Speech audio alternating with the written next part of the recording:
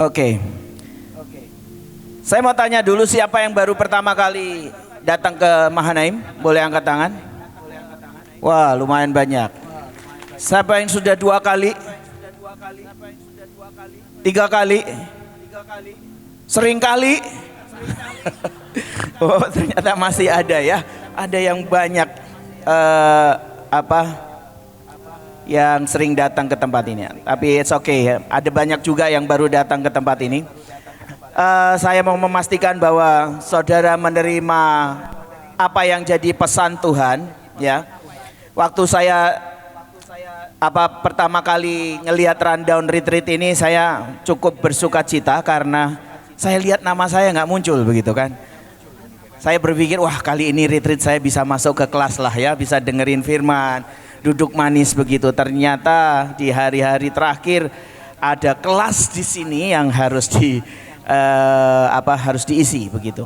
Nah, sambil saya mempersiapkan buat hari ini, kemarin tiba-tiba Tuhan ada ingatkan beberapa hal, dan Tuhan juga bicara sesuatu yang khusus buat saudara hari ini. Mau saudara baru pertama kali maupun saudara yang sudah sering kali kemana, mungkin saudara sudah sering kali mendengarkan tentang pesan berdiri buat bangsa ya. Tapi saya berharap benar-benar kali ini saudara menangkap pesan yang dari Tuhan, yang spesifik sekali, sehingga pada waktu engkau pulang dari tempat ini ada sesuatu yang real yang engkau kerjakan bagi kemuliaan nama Tuhan. Amin. Amin ya. Ya, saudara sudah mulai kepanasan, saya juga kepanasan. Yeremia 29 ayat 7, ini ayat yang sudah sangat sering kali dipakai. Usahakanlah kesejahteraan kota kemana kamu aku buang, dan berdoalah untuk kota itu kepada Tuhan, sebab kesejahteraannya adalah kesejahteraanmu. Begitu ya. Saya mau kasih tahu ke saudara, sejujurnya ini tahun ini bulan Januari ya. Bulan Januari ini tahun ke-20 saya melayani di Mahanaim. Ya. Lo kok tepuk tangan? Saya cuma dikasih tahu tahun ke-20 saya melayani di Mahanaim. Tapi kalau saya mau flashback pertama kali, saudara, sejujurnya tempat ini adalah bukan tempat yang saya suka, bukan tempat pilihan saya untuk saya melayani Tuhan. Saya nggak suka dengan kota besar, yang orangnya istilahnya dulu kan kalau orang ke Jakarta itu selalu bilangnya orang Jakarta mah cuek-cuek begitu kan, individual, nggak mau nolong yang lain begitu. Dan saya memang punya pengalaman yang buruk dengan hal itu. Pertama kali saya ke Jakarta, saya naik bus, saya turun di Pulau Gadung, dan di situ saya ditipu sama supir taksi begitu ya. Supir taksinya istilahnya nih ya, kasih uang nggak punya kembalian, langsung nggak ada kembalian. Lah terus gimana? Saya tuker uang receh ke satu warung, balik-balik saya disuruh bayar lebih mahal lagi. Lah saya bingung lah, ini selesainya kapan? Kalau saya pergi lagi, tuker uang lagi, balik lagi, nambah lagi biayanya begitu kan? Nah, dari situ sejujurnya ini bukan tempat yang istilahnya menjadi pilihan saya. Tapi hari itu saya ingat, saya dipanggil Tuhan untuk melayani di tempat ini. Saya disuruh berdoa selama 1 bulan. Sejujurnya saya tidak dapat apa-apa, tapi di hati saya cuma ada damai sejahtera. Dan akhirnya saya memutuskan untuk saya berangkat ke tempat ini. Dan sampai hari ini ternyata Tuhan tetap menjagai semuanya selama 20 tahun ya. Tapi apa yang saya ingin sampaikan adalah seperti ini, saudara. Pada waktu saya ada masuk ke tempat ini, artinya itu bukan cuma pindah tempat, tapi artinya ada sebuah tanggung jawab yang Tuhan ingin supaya saya kerjakan. Seperti ayat firman Tuhan ini katakan, engkau harus berdoa untuk kesejahteraan kota di mana engkau aku buang. Tadi pagi saya sempat perhatikan di belakang, pemimpin pujiannya sudah sempat ngomong, siapa yang dari sini, siapa yang dari sini, siapa yang dari sini. Hampir seluruh wilayah lah ya, ada mewakili di tempat ini, benar? Benar ya? Ada yang dari bangsa-bangsa? Wow, ada juga ya. Dari mana Pak? Dari mana? Swiss. Waduh, luar biasa. Saya harus berbahasa Inggris atau enggak Pak?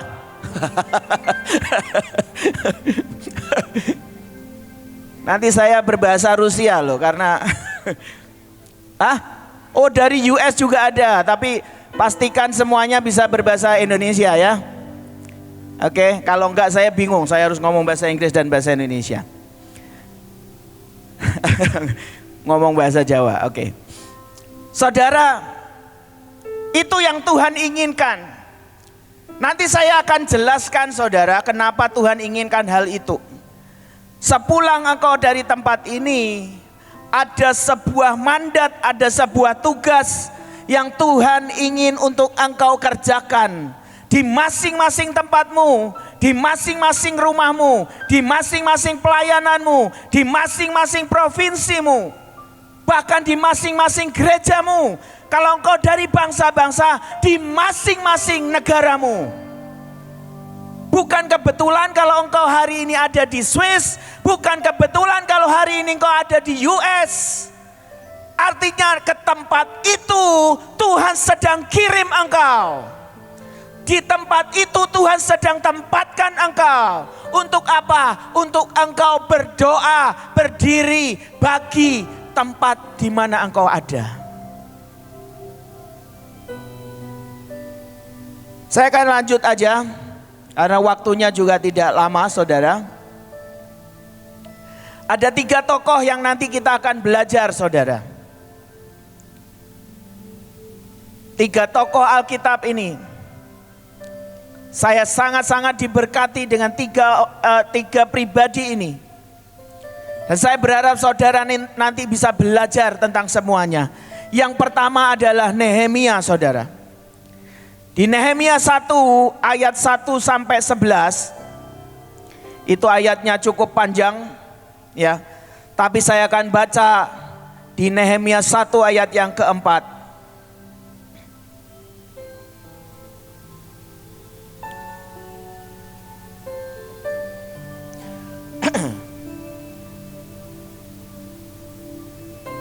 Nehemia. Oke. Dikatakan demikian.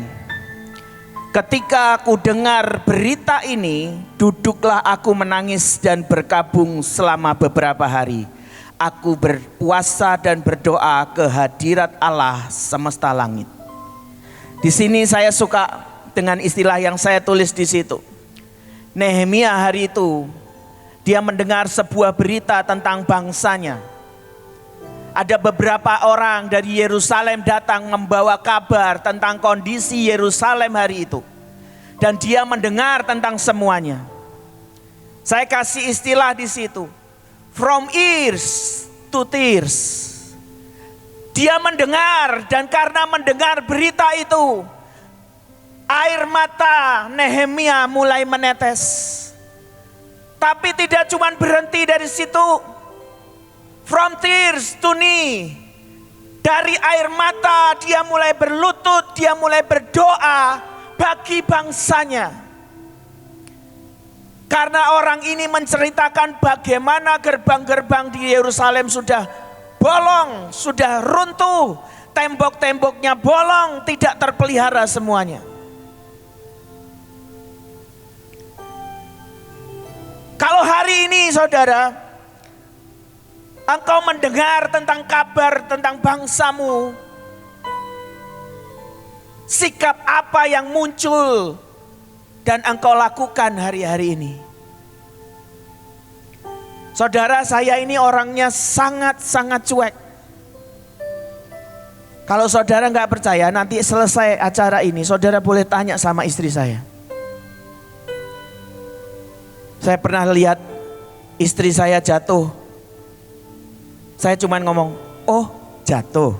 Begitu. Saya pernah lihat anak saya lari dari dalam rumah menuju ke jalanan, keluar lewat pagar. Istri saya dari dalam udah teriak-teriak, saya cuman berdiri dan tidak melakukan apa-apa. Ya. Itu secara manusia. Tapi pada waktu saya belajar tentang ini, setiap kali di grup, istilahnya gitu ya, di grup para pemimpin dikatakan berdoa ya buat ini, lagi banjir. Ya dalam hati saya, orang saya dulu waktu kecil juga ngalamin kebanjiran sering kali kok. Ya. Saya dari rumah ke sekolah itu 7 kilo saudara. Dan semua wilayah yang saya harus lewati itu banjir. Jadi saya kalau ke sekolah itu pakai baju bebas dulu. Sepatu nggak dipakai, semua ditenteng, dimasukin tas. Harus berenang, ngelewatin banjir. Nanti begitu lewat di daerah kering, baru pakai seragam, baru pakai sepatu. Seakan-akan hati ini nggak ada yang menggores, saudara. Tapi lewat satu pribadi ini kita bisa belajar sama-sama. Pada waktu dia mendengar tentang berita bangsanya, sikap hatinya adalah apa? Dia punyai yang namanya belas kasihan itu. Dia mulai menangis. Dia mulai berlutut berdoa bagi bangsanya. Dan saudara kalau belajar yang selanjutnya, di next slide. Slide-nya nggak ada gambar, saya kasih tulisan semua. Nah, sebelumnya. Nah, saudara, arti nama Nehemia itu adalah God is my comfort. Tuhan adalah yang membuat nyaman hidupku. Kalau saudara baca Nehemia 1-11 tadi, pasal 1 ayat 1-11, di akhir dikatakan bahwa ditulis begini ayat 11. Pada saat itu aku adalah juru minuman raja. Hari itu yang namanya juru minuman raja itu adalah sebuah rank tinggi dalam sebuah istana, saudara. Mungkin kalau hari-hari ini istilahnya ya, engkau mungkin jadi seorang menteri, engkau mungkin jadi seorang penasehat presiden mungkin. Engkau jadi apalah, Menko apa begitu kan. Kalau di dalam kabinet kan Menko itu dia pegang banyak hal. Tapi hari itu yang namanya Nehemia, yang arti namanya adalah God is my comfort. Dia sudah mencapai titik comfort yang tertinggi dalam hidupnya. Dia jadi juru minuman raja. Itu mungkin mimpi hidupnya, cita-cita sejak dari dia kecil. Tapi sama-sama kita lihat apa yang Alkitab catat. Dia tidak pernah pedulikan semuanya. Dia tidak menganggap bahwa jadi juru minuman raja itu adalah sesuatu yang paling tinggi yang harus dia kerjakan. Dan kalau saudara baca, dia menghadap kepada raja dan dia ngomong, boleh enggak aku kembali ke Yerusalem? Untuk apa? Untuk aku membangun bangsaku kembali. Saudara, mungkin engkau yang dari provinsi bahkan. Mungkin pada waktu engkau masuk ke provinsi itu pertama kali engkau lewat sebuah pergumulan seperti saya. Mungkin engkau baru lulus dari sekolah Alkitab dan di sekolah Alkitab itu diberikan sebuah tantangan. Siapa yang mau diutus ke pedalaman Papua? Dengan semangat yang cinta Tuhan, mungkin hari itu engkau berdoa, Tuhan siapa ya, siapa ini aku, utus aku Tuhan, begitu. Tapi setelah sekian tahun lamanya engkau ada di pedalaman Papua, mungkin hari ini engkau sudah punya jemaat berapa? 100, 150, dan engkau sudah mulai dikenal di tempat itu. Apakah itu pencapaian tertinggimu? Dan engkau melupakan bahwa ternyata engkau ada di tempat itu adalah untuk berdiri dan berdoa bagi wilayah di mana engkau ada. Engkau harus mempertahankan setiap jengkal demi jengkal. Karena sekali lagi firman Tuhan ngomong, kesejahteraannya itu tergantung apa yang keluar dari mulutmu kok. Apa yang kau lahirkan jadi doamu.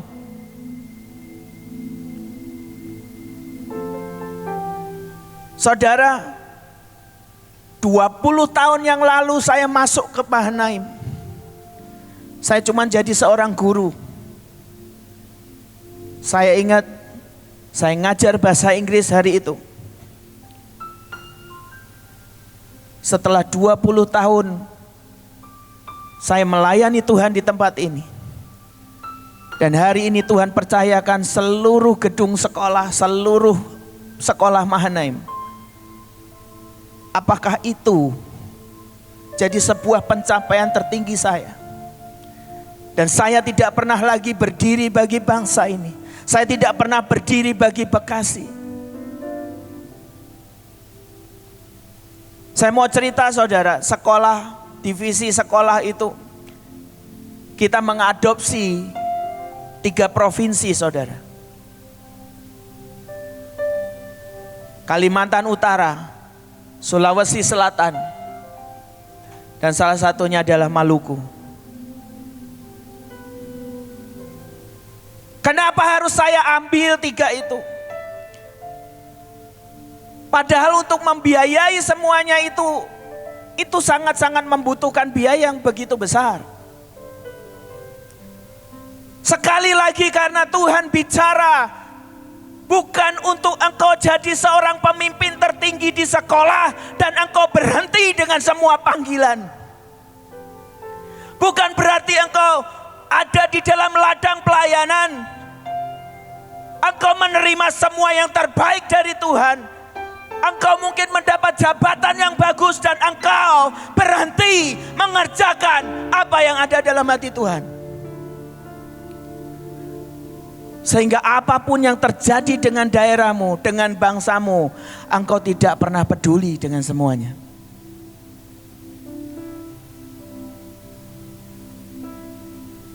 Pada waktu awal kita ambil 3 provinsi ini, sejujurnya itu berat banget, berat. Saya bilang, enggak, saya mau ambil pokoknya. Artinya saya harus punya waktu berdoa buat Kalimantan Utara. Saya harus punya waktu berdoa buat Sulawesi Selatan. Kalau istilahnya Ibu In pengen ada KKR di provinsi-provinsi, artinya saya harus 3 kali bikin KKR, saudara. Dan setiap kali bikin KKR itu biayanya tidak murah, saya bilang.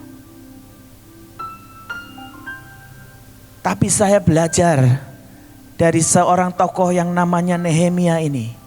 Dan biar siang hari ini kita sama-sama belajar, saudara. Dia tidak pernah berhenti dengan apa yang dia capai saat itu. Tapi dia mau terus menanggapi apa yang jadi kerinduan tertinggi dari Tuhan. Amin. Amin. Selanjutnya, kita akan lihat di situ bagaimana Tuhan memperlengkapi Nehemia. Seperti tadi pada waktu saya cerita, untuk kita memulai dengan 3 provinsi itu tidak mudah, saudara. Saya seringkali berpikir ini biayanya bagaimana? Ini orang-orangnya bagaimana? Nanti belum lagi tantangannya, saudara. Percayalah, kalau Tuhan yang memberikan semua visinya itu, Tuhan juga yang akan menyediakan apa yang kita butuhkan. Seperti yang tertulis di sini. Di Nehemia 2 ayat 6, saudara baca. Di situ Nehemia mendapat perkenanan raja. Ya, dikatakan bahwa kamu mau pergi kapan? Setelah Nehemia ngomong, oke, silakan engkau pergi. Silakan engkau pulang ke Yerusalem, begitu. Yang kedua, dia mendapat dukungan secara legalitas. Karena di situ dikatakan Nehemia bilang gini, kalau boleh Raja engkau kasih perintah kepada bupati-bupati yang di seberang sana gitu. Untuk mereka memberikan surat izin untuk saya lewat daerah mereka. Ya. Dan semua itu karena sudah turun perintah dari raja. Apalagi kalau saudara melakukan itu perintah raja di atas segala raja, pasti semuanya akan dibuka. Amin. Ya. Yang ketiga, mendapat dukungan logistik. Ya. Dikatakan di situ, raja kalau boleh juga engkau perintahkan kepada saya lupa namanya di situ ditulis. Di ayat berapa? 8. Coba saya baca ya.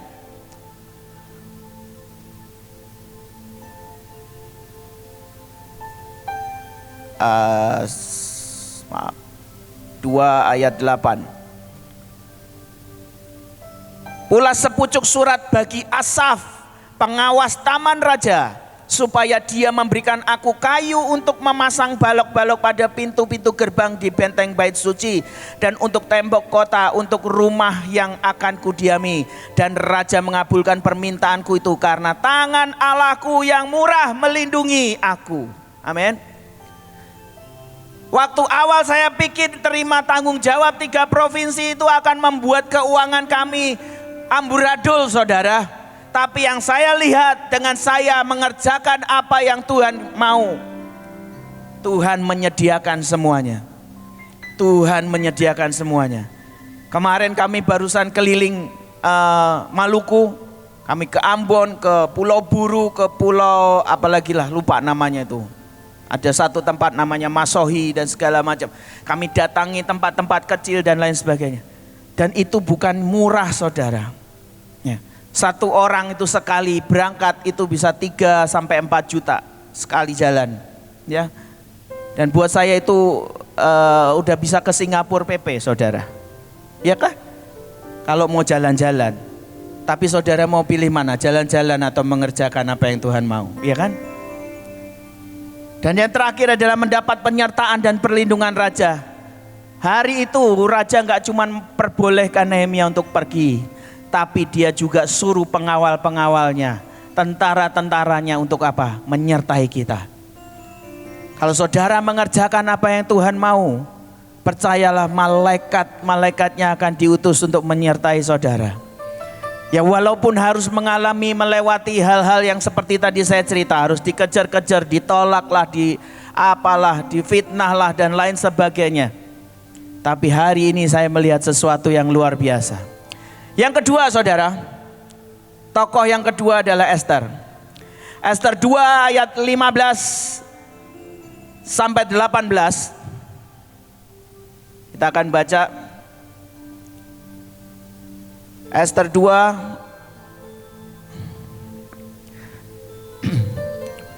Ketika Esther anak Abihail, yakni saudara ayah Mordekai yang mengangkat Esther sebagai anak, mendapat giliran untuk masuk menghadap raja, maka ia tidak menghendaki sesuatu apapun selain dari apa yang dianjurkan oleh Hegai, sida-sida raja, penjaga para perempuan. Maka Esther dapat menimbulkan kasih sayang pada semua orang yang melihat dia.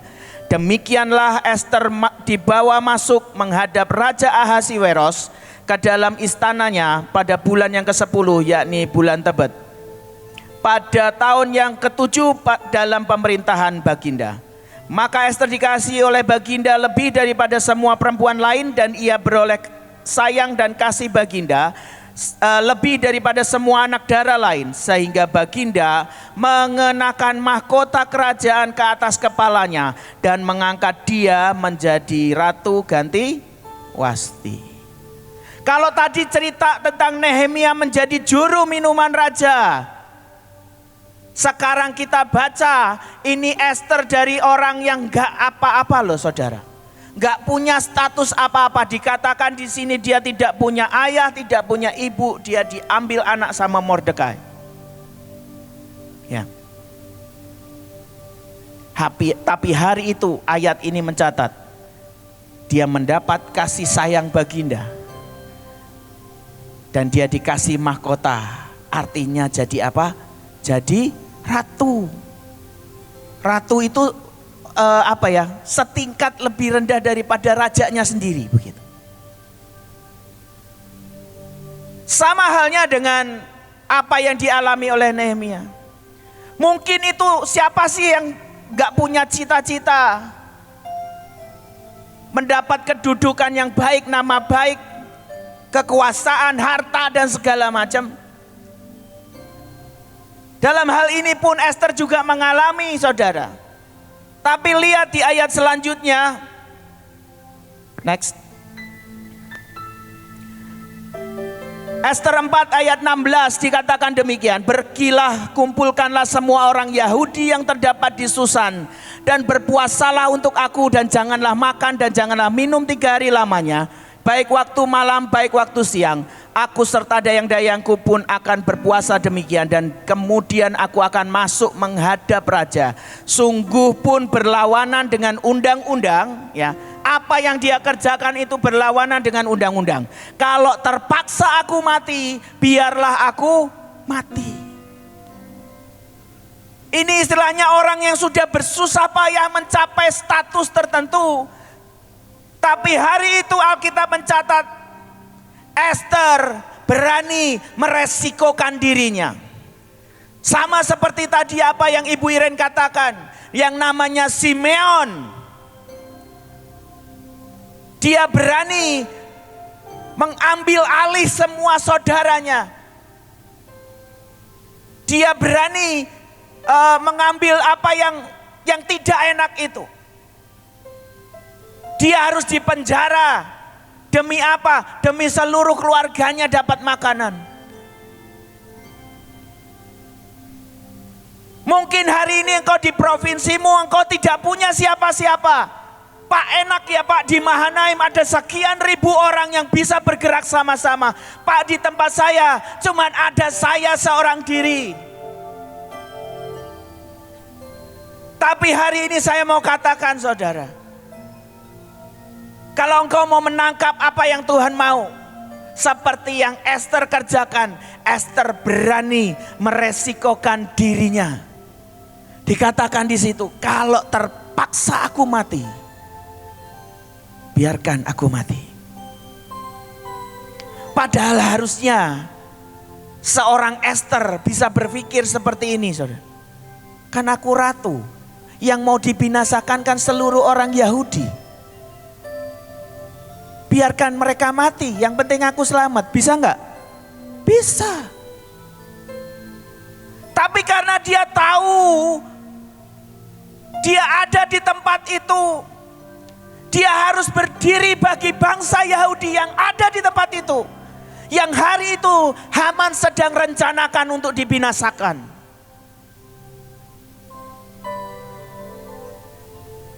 Apakah benar-benar kita bisa jadi orang yang berani berdiri buat tempatmu mungkin? Mungkin bahkan di gereja gembalamu pun gak ngerti tentang semuanya. Apakah engkau berani meresikokan dirimu untuk engkau berdiri bagi semuanya, saudara? Dari 2 tokoh ini saja kita bisa belajar yang namanya apa yang kita capai secara jasmani itu gak ada artinya kok. Kenapa? Karena ada sebuah panggilan, ada sebuah tugas yang jauh lebih tinggi yang harus kita kerjakan. Amin. Amin. Saya akan kasih tunjuk tokoh yang terakhir, yaitu Yesus, saudara. Di Filipi 2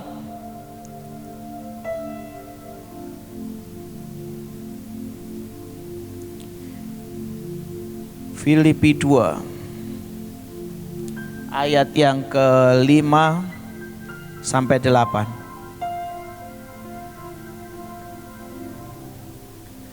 Dikatakan demikian, saudara.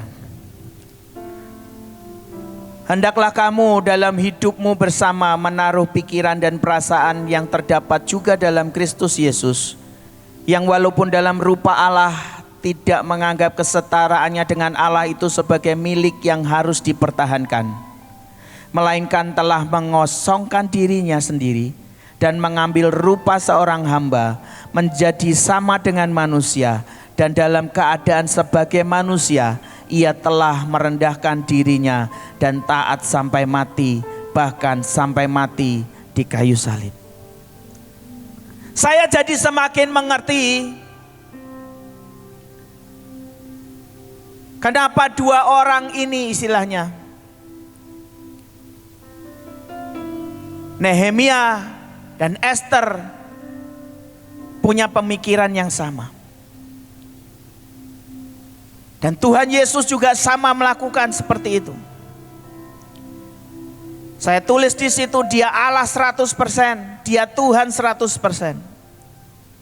Saya pada waktu merenungkan ayat firman Tuhan ini, tiba-tiba Tuhan itu bawa saya ke dalam sebuah gambaran peristiwa di mana Tuhan Yesus sedang bergumul di Taman Getsemani, saudara. Hari itu dia tahu ada pasukan yang akan menangkap dia. Dia tahu dia akan diadili. Dia tahu hukuman bagi dia, dia pasti akan disalib sampai mati. Mungkin dia akan disiksa untuk mengakui semua kesalahannya. Itu kenapa dengan semua tekanan, dengan semua ketakutannya, dia bergumul di Taman Getsemani itu berdoa. Sampai dia bilang, Tuhan, kalau boleh lalukanlah cawan ini daripadaku. Tapi ujung doanya adalah apa? Biarlah kehendakmu yang jadi. Ya. Saya tiba-tiba berpikir, saudara, kalau mungkin hari itu tiba-tiba ada mungkin 10 atau 15 pasukan bawa pedang lengkap, bawa senjata, datang mau nangkep dia. Karena dia Tuhan 100%, dia cuma tinggal ngomong, malaikat, habisi pasukan ini. Kira-kira mati semua enggak pasukannya? Dia Tuhan 100% loh. Enggak usahlah malaikat turun, ngerepotin malaikat kayaknya ya. Misalnya dia ngomong gini, batu, timpuki itu pasukan-pasukan sampai mereka mati. Mati enggak mereka kira-kira? Mati. Berkuasa enggak Tuhan untuk melakukan itu? Berkuasa. Tapi saya mau kasih tahu, kalau hari itu dia melakukan dengan semua 100% ketuhanannya, 100% kealahannya, saudara dan saya tidak bisa duduk hari ini. Kenapa?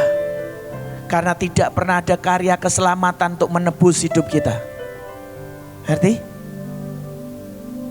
Justru pada saat dia ngomong, Tuhan lalukanlah cawan itu, tapi biar kehendakmu yang jadi.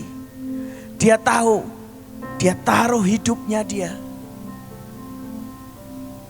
Dia taruh hidupnya.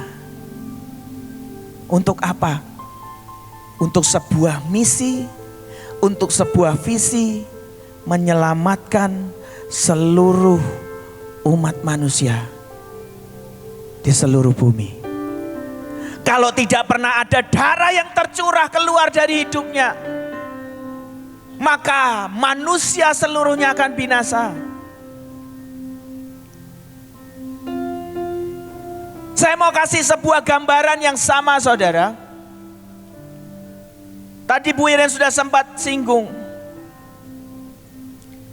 Ke depan tahun ini, bukan ke depan lah, tahun ini semua orang, bahkan beberapa nabi Tuhan mendapatkan bahwa ini akan jadi masa kegelapan. Ini masa resesi, ini masa kesusahan, ini masa kesesakan besar. Saya mau tanya, apa yang ada dalam hatimu? Apakah engkau sekarang masih bisa berpikir, oh jabatanku oke kok, itu kan terjadi buat yang di bawah-bawah. Oh aku tinggal di kota yang aman kok, gak akan terjadi sesuatu.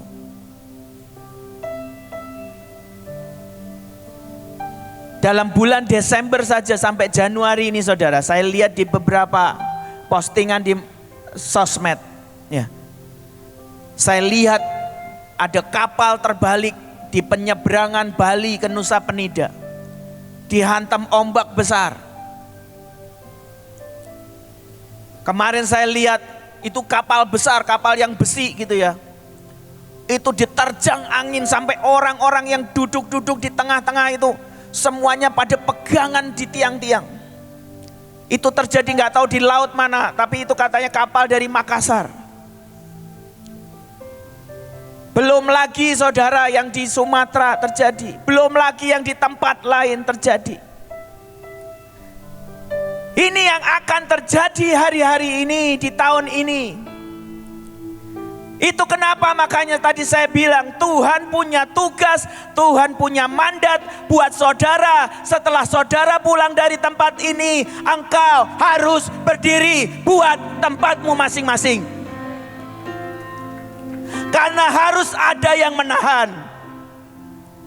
Karena harus ada yang berdoa, saudara.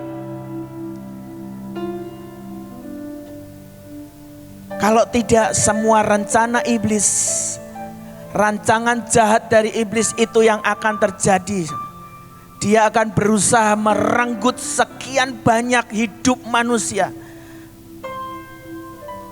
Dia akan banyak membawa anak-anak Tuhan menjadi kecewa dan lain sebagainya. Tinggal di dalam ketakutan sampai akhirnya meninggalkan imannya. Kalau saudara mau lihat selama COVID 2,5 tahun pun itu sudah merenggut iman sekian banyak orang-orang percaya. Yang sampai hari ini loh bahkan untuk ibadah yang bertemu seperti ini masih takut-takut saudara.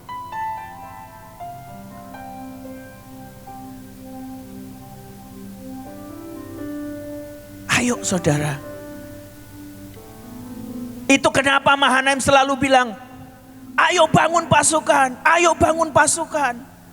Lu emang kita ini mau perang apa sih gitu kan? Loh iya, kalian saudara harus tahu bahwa kita ini akan melakukan peperangan di alam roh. Di masing-masing tempatmu.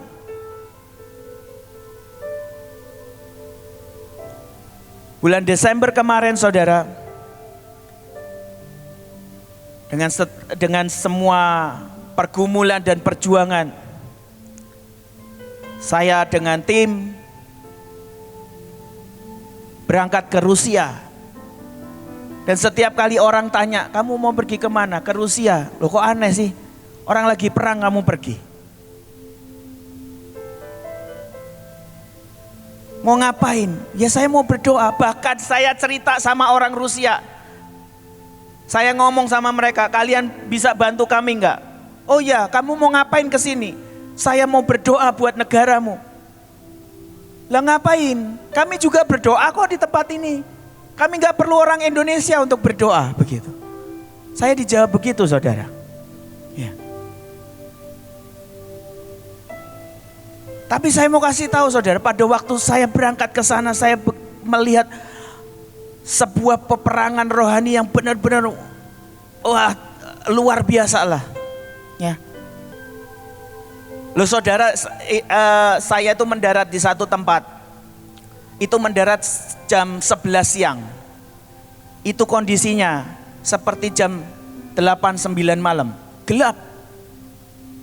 Itu 11 siang loh. Setengah 12 siang itu baru terang muncul. Terangnya pun itu seperti kalau kita itu setengah 6 pagi. Remeng-remeng. Nanti jam berapa? Jam 1 sudah gelap lagi. Kebayang gak saudara, hidup bertahun-tahun gak pernah ngerasain yang namanya terang benderang kayak gini loh. Jadi kalau saudara kepanasan seperti ini bersyukurlah ya. Melimpah saudara itu. Mataharinya melimpah. Gak pernah didiskon sama Tuhan.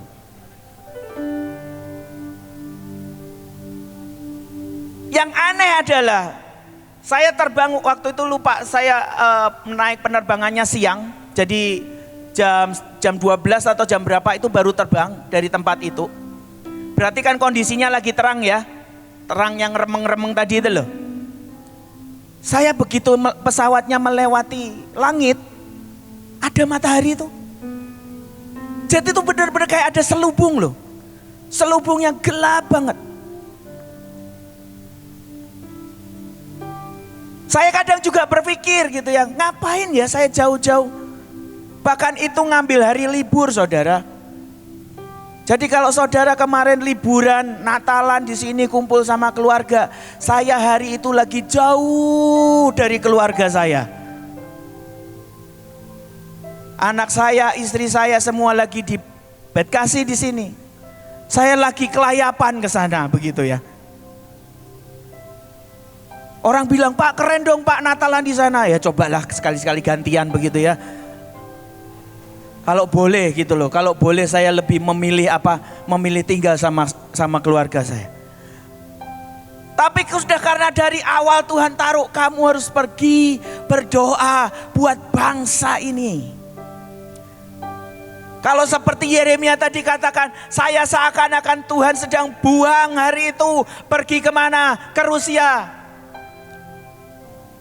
Bahkan saya merayakan tahun baru tidak di sini saudara, keren kan? Yang tadinya saya berharap Tuhan, saya minta tahun barunya di atas pesawat Tuhan. Kalau selama ini saya lihat kembang api dari bawah, izinkan saya hari ini melihat kembang api dari atas. Loh bener kan? Belum pernah kan pasti? Tapi ternyata Tuhan gak izinkan begitu. 15 menit sebelum jam 12 malam saya mendarat di Dubai. Dan kita tahun baruan di Dubai begitu kan? Selamat tahun baru bersama seluruh penumpang-penumpang yang saya nggak kenal. Gitu.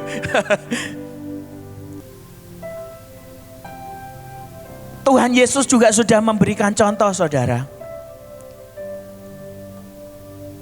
Dia letakkan hidupnya. Kalau saudara mau tahu itu adalah puncak-puncak pelayanan yang dia capai. Istilahnya kalau jadi hamba Tuhan dia lagi viral-viralnya, dia lagi ngetop-ngetopnya. Tapi firman Tuhan ngomong, dia tidak menganggap semuanya itu sebagai sebuah milik yang harus dipertahankan. Dia letakkan itu, dia tetap kerjakan apa yang menjadi kerinduan Tuhan yang lebih besar, yang lebih dalam hidup setiap kita. Amin. Dari 3 tokoh ini sejujurnya kita bisa belajar saudara. Kalau saudara pelayanan seperti yang tadi saya bilang. Awal saya masuk Mahanaim saya berjuang. Tapi setelah 20 tahun Tuhan limpahkan dengan semua berkat.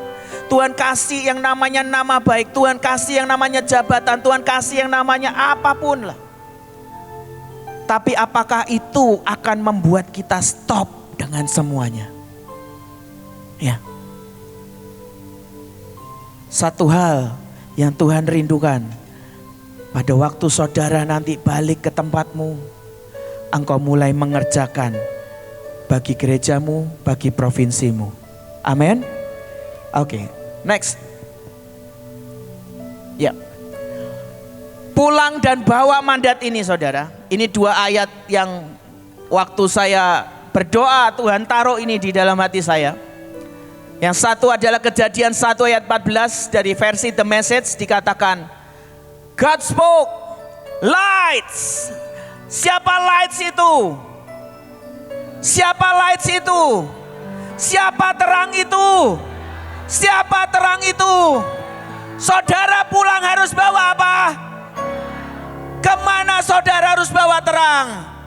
Ke tempat di mana engkau dibuang oleh Tuhan. Amin. Come out. Ini waktunya setiap anak-anak Tuhan, setiap terang-terang Tuhan keluar saudara. Keluar. Muncul. Itu makanya tadi saya ajak 1, 2, 3, let's shine. 1, 2, 3, let's shine. Begitu. Ini waktunya anak-anak Tuhan muncul. Dimanapun. Di pemerintahan. Di lingkungan RT RW. Dimanapun saudara. Engkau aktif di ibu-ibu PKK. Jadilah terang di sana. Amin. Shine in heaven sky. Separate day from night. Tugas saudara harus memisahkan antara terang dan gelap. Tahu? Tugas saudara itu untuk memisahkan antara terang dan gelap. Ada banyak saudara, saya bukan anti ya, bukan anti merayakan Natal. Tapi ada begitu banyak pada waktu kemarin Desember saya ajak beberapa gereja untuk mulai bergerak ini dan itu. Jawabannya selalu klasik saudara.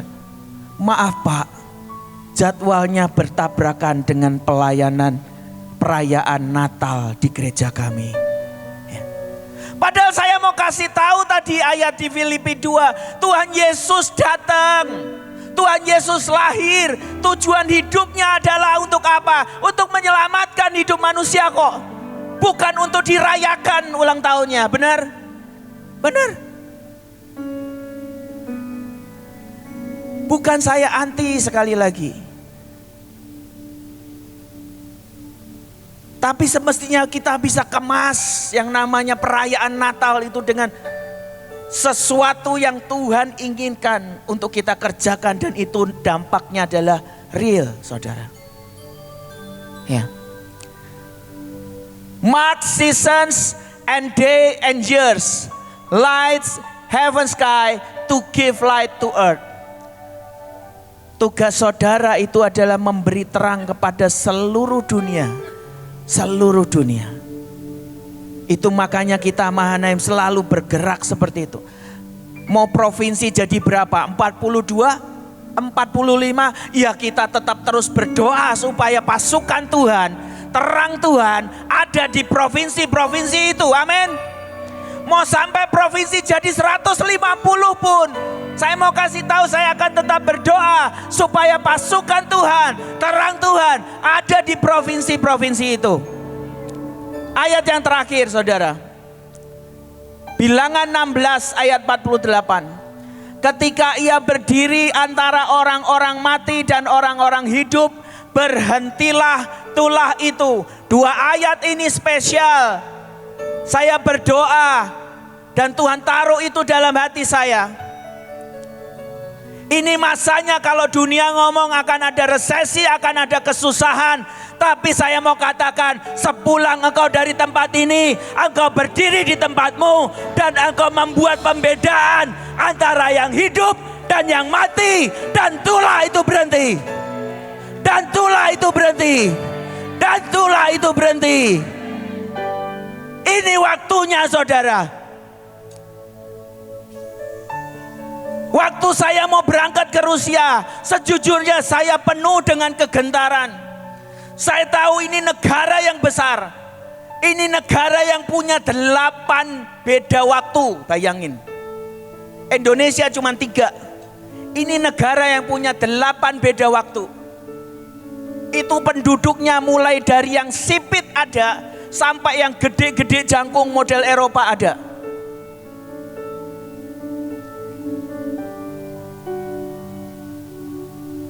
Yang membuat saya sejujurnya agak enggan untuk berangkat adalah, Tuhan kenapa ini liburan saya harus berangkat. Saya gak bisa spend waktu dengan keluarga. Tapi 2 hari sebelum berangkat Tuhan tuh ngomong, kamu gak berangkat, kamu akan lihat ada sesuatu yang sedang menunggu engkau di tahun depan.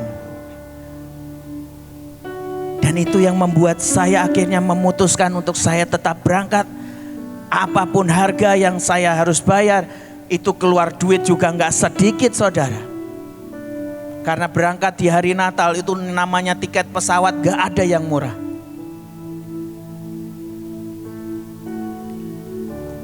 Tapi biar hari ini saudara, 2 ayat ini, engkau terang-terang Tuhan, bangkit, bangkit, bangkit, bangkit.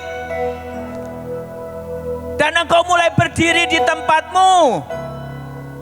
Kalau mungkin tempatmu terkenal terjadi gempa, engkau mulai berdiri dan ngomong stop gempa. Stop semuanya. Ini waktunya anak-anak Tuhan membuat sebuah perbedaan.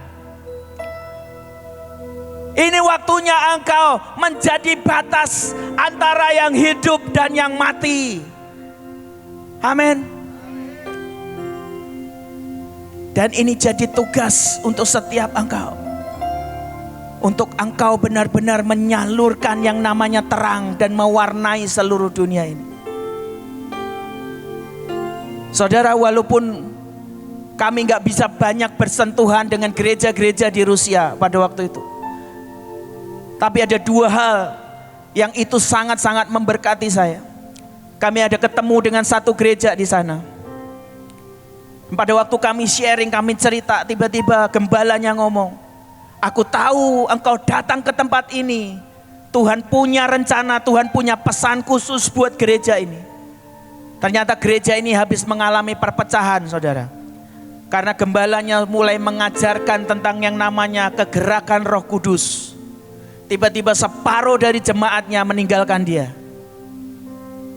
Dan dia bilang, aku tahu engkau bawa pesan Tuhan. Dan yang tadinya dia juga curiga, orang gak kenal, ya kan, datang jauh-jauh, minta ketemu, minta waktu melayani, buat apa? Dia cuman ajak beberapa full time-nya dia ajak anak-anaknya dia. Dan saya sharing cuman buat 5-10 orang aja. Tapi yang ajaib adalah apa? Keesokan harinya, pada waktu kami coba doa keliling, doa peperangan di Moskow, istri gembalanya ngomong gini, aku ikut ya. Dia bilang, oke. Dan pada waktu dia ikut, dia lihat bagaimana kita melakukan doa peperangan. Dan kita kerjakan semuanya. Dan dia benar-benar diberkati, dia jadi semangat lagi. Dia ngomong, aku mau belajar banyak dari kalian. Saya kasih buku, saya kasih apa aja yang saya bisa kasih. Ya, dan kami sampai hari ini kami tetap bisa berhubungan ya lewat WhatsApp dan lain sebagainya. Ada satu orang lagi, saudara, ini orang Indonesia, tapi dia sudah menikah dengan orang Rusia. Dia tinggal di sana sudah lama, dia punya anak dan segala macam, dia sudah tinggal nggak tahu berapa belas tahun gitu. Dan pada waktu hari itu kami melayani homeless, saudara, orang-orang yang nggak punya rumah. Kami bagi-bagi roti, kami peluk mereka, kami sentuh mereka. Kami cuman nggak bisa ngomong bahasa Rusia saya, saudara. Saya cuman bisa ngomong sebogem gitu. Kasihan ya kalau dibilang sebogem, dikasih bogem gitu. Bukan, sebogem itu artinya Tuhan memberkati begitu. Ya. Saya cuman bisa ngomong seperti itu. Kita bagikan roti, kita bagi sup, kita bagi gelang, kita lakukan semuanya.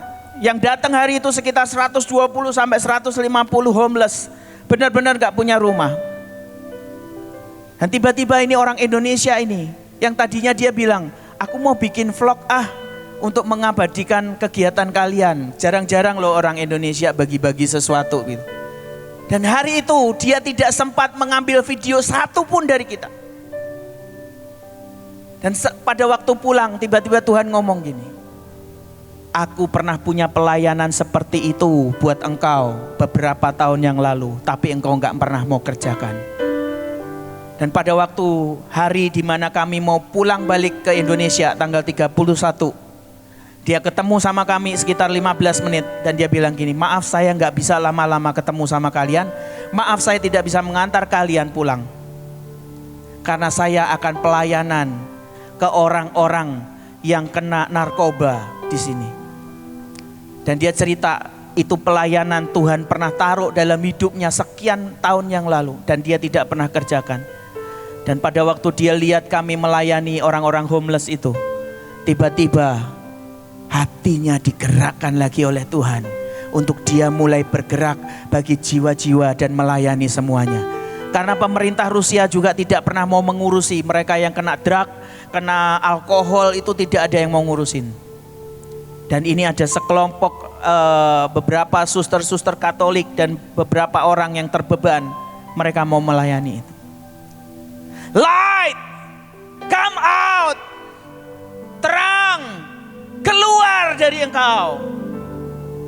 Hari itu, walaupun kami berangkat cuma berempat, terang 4 orang ini paling tidak menyinari sekeliling kami, amin.